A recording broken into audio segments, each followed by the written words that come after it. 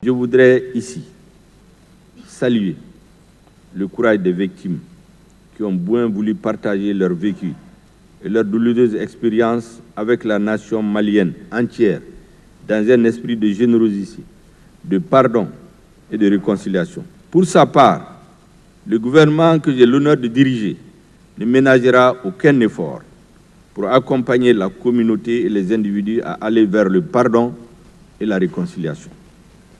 C'est tout le sens de l'adoption récente par le Conseil des ministres de la politique de réparation des victimes des crises de 1960 à nos jours.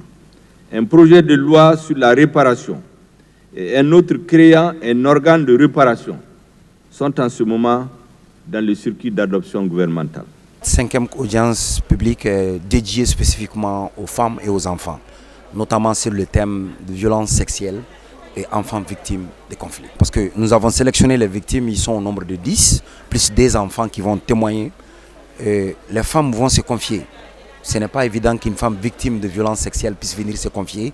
Il est important que les gens puissent suivre cela, et que ça soit en soi une thérapie pour les victimes en question, et que les enfants, et que l'avenir du Mali puisse en dépendre. Et par conséquent, nous souhaiterions que ces femmes-là puissent être écoutées et entendues par les autorités, parce qu'ils vont faire des expositions, ils vont faire les récits des faits qui les ont arrivés, et après ils vont exprimer leurs souhaits, qui est peut-être la réparation, et qu'il est important que les autorités puissent les accompagner dans cela. Et au jour d'aujourd'hui, le Premier ministre l'a dit tantôt dans son intervention que le projet de loi concernant les réparations des victimes a été déjà adopté au Conseil des ministres et la création de l'agence, il a dit que c'est déjà en cours au niveau du gouvernement.